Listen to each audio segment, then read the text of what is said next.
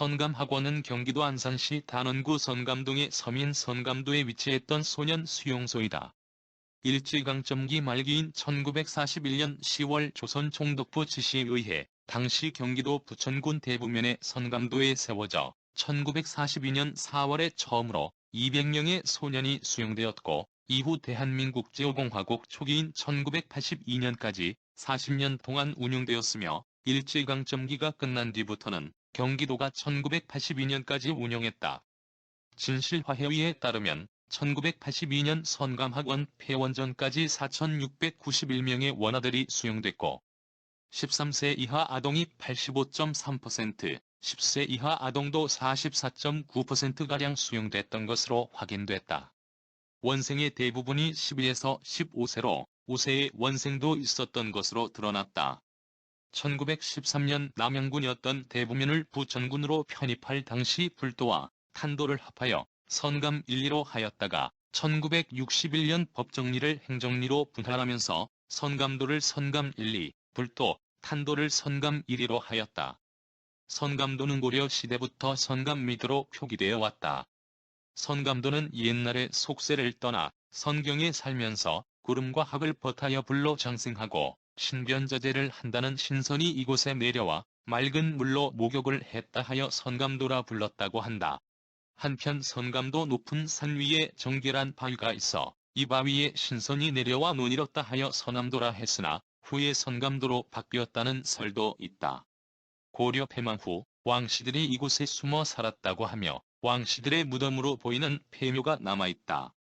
선감학원은 일제강점기 조선 소년령에 따라 1942년 경기도 안산시 선감도에 설립된 시설로서 광복 이후 그 관할이 경기도로 이관되었고, 갱생과 교육이라는 명분으로 불황아 등을 강제로 연행, 격리, 수용하며 1982년까지 경기도에서 직접 운영한 아동수용시설이다. 일제는 1923년 9월 3일 조선 총독부 제령 제12호로 제정된 조선감화령을 발표하였다. 감화원에서는 일반 학교와 마찬가지로 교과 수업을 하였고, 식민지 지배정책에 순응할 수 있는 사람을 만드는 것을 목적으로 운영되었다. 일제강점기의 감화원은 불황화 갱생과 교육이라는 목적과는 달리 실제로는 농업, 광업, 전쟁 등에 활용할 인적자원 확보 목적으로 설립되었다. 결국 소년들을 감화시킨다는 목적에서 출발한 선감학원은 실제적으로는 어린 소년들을 황국신민으로 만들기 위한 운영시설이었으며, 실질적인 교화, 훈련이 아닌 전쟁에 필요한 충실한 인적 자원을 확보하기 위한 수단으로 변질되어 운영되었다. 해방 이후 6.25 전쟁을 겪으며 주로 전쟁 고아들을 수용한 선감학원은 그 운영에 있어 어떠한 법적 근거도 없이 몇 개의 조례로만 운영되었고, 이마저도 구체적인 운영 방법에 대해서는 언급이 없었다. 5.16 군사정권 하에서는 사회의 불황아를 무작위로 잡아들였으며, 당시 사회에 만연해 있던 불황아 문제를 해결했다고 선전하며 정권의 정당성을 확보하는 목적으로 선감학원이 활용되었다. 선감원은 1941년 10월 조선 총독부의 지시하에 바로 선감도 북쪽 당산 근처에 세워졌다. 농사지을 소수 주민을 제외한 나머지 섬주민들을 모두 강제 이주시킨 뒤 전국에서 불황아로 지목된 10에서 15세가량의 소년 수 100명을 섬으로 잡아들였다. 불황아들을 격리, 교화시켜 사회 구성원으로 재편성시킨다는 명분을 내세웠지만, 사실 소년들이 어떠한 경위로 그곳에 잡혀갔는지는 밝혀진 바 없다. 증언에 따르면 독립군의 자손도 선감원 수감 대상이었다고 한다. 부모가 있건 없건 일단 선감원에 온 소년들은 전역한 군인, 경찰 등으로 이루어진 교관들의 엄격한 통제하에 노역에 동원되었다.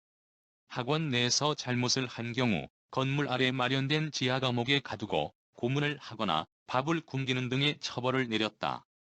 대나무 끝을 뾰족하게 갈아 손톱 아래에 끼워넣는 고문을 비롯해 몰매, 배고픔을 참지 못해 탈출을 감행한 소년들은 절벽 아래로 뛰어내리거나 갯벌을 향해 가다가 서해 특성상 강한 조류에 휩쓸려 활을 당하기 일쑤였다. 겨우 살아남은 원생들은 전쟁 말기에 이르러서는 기본적인 군사훈련 과정을 거쳐 전쟁터로 내몰렸다. 여러 가지 연유로 사망한 소년들은 기관 직원들이나 마을 사람들에 의해 근처 산에 비석 하나 없이 매장되었다. 해방 이후 더욱 혼란해진 한국 정세 속에서 미국이 한반도 통치를 용이하게 하고자 친일 공무원들을 고스란히 관직에 재등용함으로써 과거 청산의 기회를 상실했듯 선감원 역시 어린 원혼들을 위한 진상규명의 기회는 없었다. 해방 이후 선감학원으로 개칭하고 전쟁 고아들을 수용하는 사회복지시설로 그 역할이 바뀌었던 것이다. 기본적인 의식주 해결도 여의치 않던 전시의 불황자로 지목되어 수감된 소년들이 광기에 사로잡힌 일본인 아래에서 무참히 희생됐음을 짐작하는 것은 어렵지 않다. 정부 당국이 과거 사법을 통과시킴에 따라 이제껏 밝혀지지 못한 지난 역사의 모순을 얼마나 바로 잡을 수 있을지 귀추가 주목되는 시점이다. 선감원 역시 냉정하고 세심한 고증을 통해 반드시 진상규명이 요구되는 사건이다. 1989년 일본인 이하라 히로미츠가 소설을 통해 소년수용소 선감학원의 실체를 폭로했다. 선감학원은 원래 일제강점기 조선 소년령에 의해 서해상의 선감도에 지어진 소년감화원이며 불황아 선도라는 미명 아래 많은 아이들이 강제로 끌려와 혹사당하고 죽어갔으며 일명 소년판 삼청교육대와 같았다. 당시 일본인 부원장의 아들인 일본인 이하라 히로미스시 60. 요코하마 거주는 일제시대 한국인 소년수용원에서의 잔혹상을 폭로한 소설 선감도를 발표해 소년감화원인 선감학원에서 자신이 목격한 한국인에 대한 온갖 학대 행위를 증언하고 소설 출간의 배경을 밝혔다. 지난 35년 함경남도 원산에서 출생, 자신의 아버지가 부원장이었던 선감학원이 위치한 선감도로 온 뒤 1945년까지 어린 시설을 보낸 그는 당시 수용원에 감금돼 고통받던 소년들의 얼굴이 떠올라 죄책감에 시달렸다며 이들에게 속죄하는 심정으로 글을 썼다고 말했다. 그는 또 죄 없는 한국인 소년들이 왜 학대를 받고 억울하게 죽어야 했는지 책을 통해 일본 국민에게 정확히 알리고 싶었다면서 일본 정부가 지금이라도 한국민에게 정식으로 사죄해야만 진정한 21세기 한일 동반 시대를 열어 나갈 수 있을 것이라고 강조했다.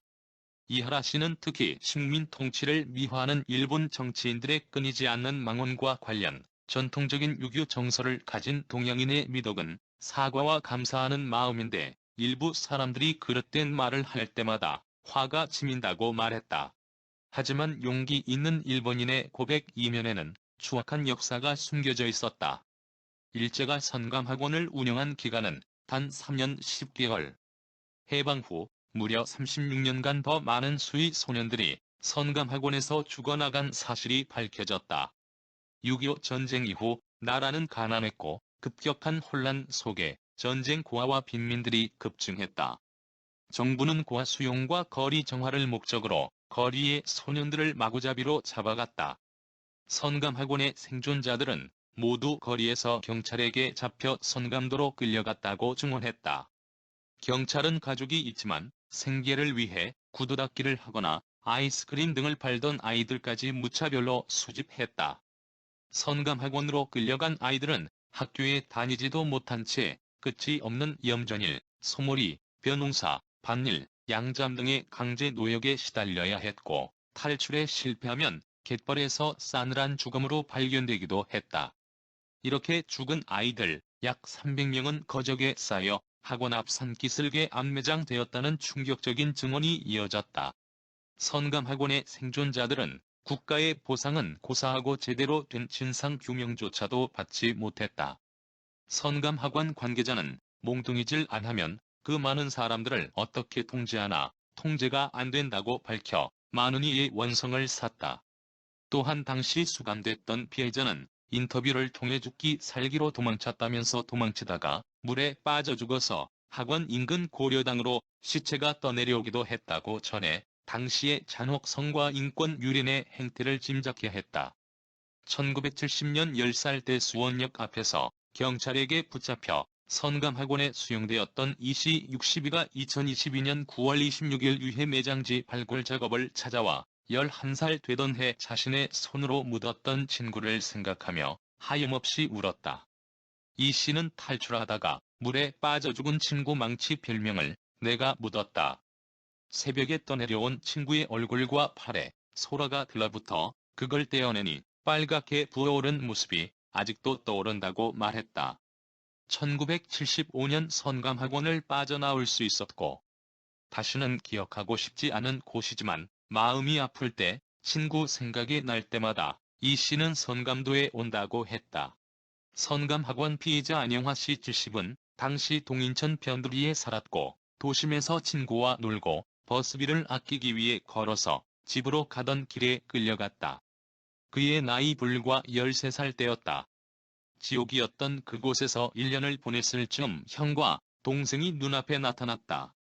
꿈에 그리던 이들이었지만 그들을 이곳에서 보고 싶지는 않았다. 그렇게 삼형제의 비극은 시작됐다. 2022년 9월 28일 만난 안 씨는 그날을 아직도 잊지 못하는 듯했다.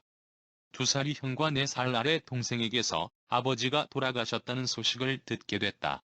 아들의 행방을 찾던 아버지는 술로 연명하다 안 씨가 선감학원에 수감된 지 1년 만에 세상을 떠났다고 했다. 어머니가 일찍 돌아가신 탓에 혼자 남겨진 4살 배기 막내는 고아원으로 보내졌다. 안 씨는 당시를 회상하며 영문도 모른 채 끌려왔던 3년간의 시간이 내 인생을 송두리째 망쳤다며 우리 삼형제는 국가가 운영하는 선감학원의 피해자였고 우리는 남은 기간을 그곳의 트라우마 속에 살았다고 호소했다. 경기도와 안산시가 일제강점기에 만들어져 전두환 정권 때까지 소년판 삼청교육대로 사용한 옛 선감학원 중 남아있는 일부 건물을 30여 년간 거주 목적으로 임대해온 것으로 드러나 논란이다.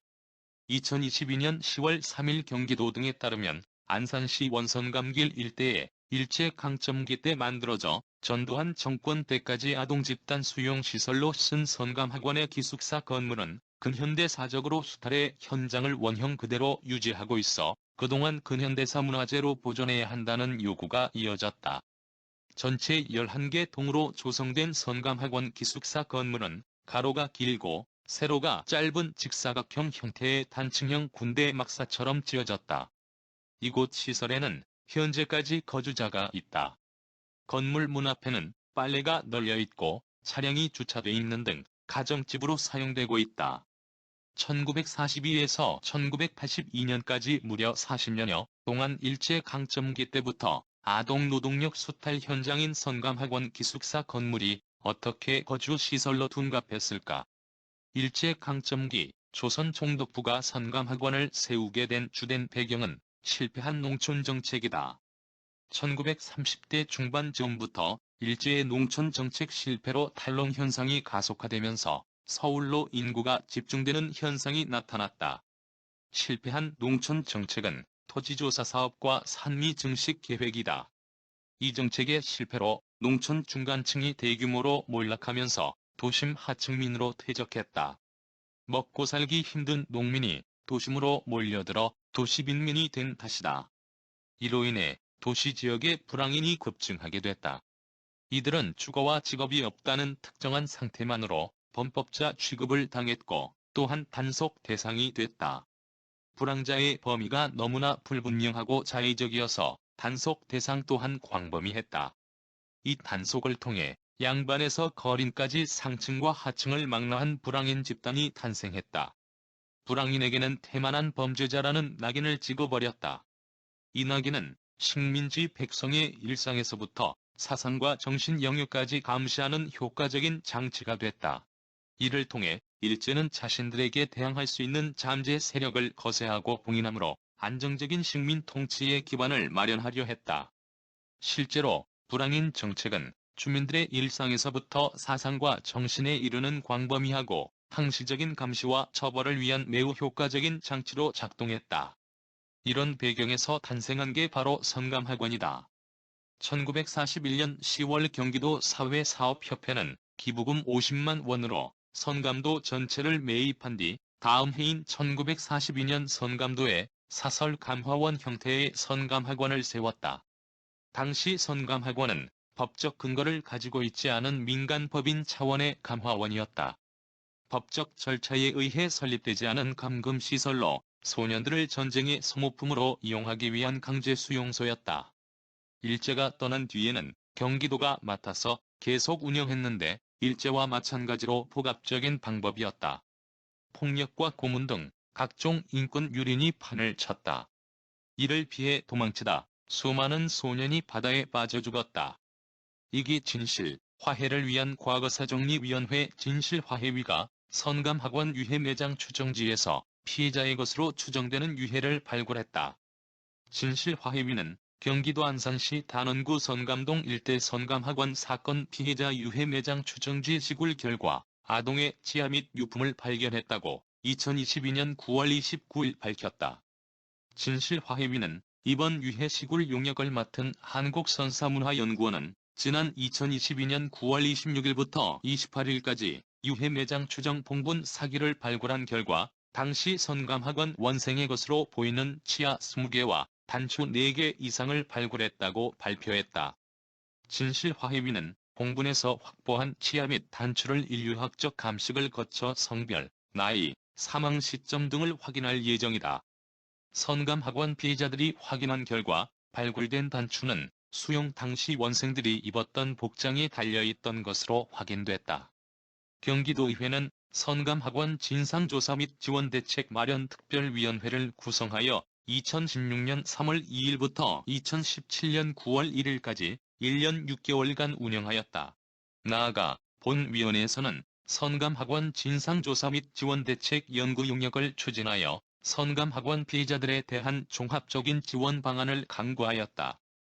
2016년 2월 24일 제정된 경기도 선감학원 아동, 청소년 인권 유린 사건 피해 조사 및 위령 사업에 관한 조례에 따라 경기도 선감학원 사건 피해 지원 및 위령 사업위원회가 구성되었다.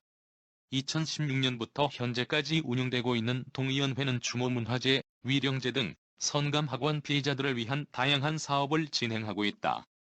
형제복지원과 닮은 꼴이었으며 형제복지원은 1975년부터 1987년까지 대한민국 부산직 갈시 북구 주례동 산 18번지 현재 부산광역시 사상구 백양대로 372 일대에 위치했던 불황자 강제 수용소로 3,146명이 수용 가능한 대한민국 최대의 불황인 수용시설이었다. 1986년 아시안게임과 1988년 서울올림픽을 성공적으로 치르기 위한 사회 정화가 목적이었다.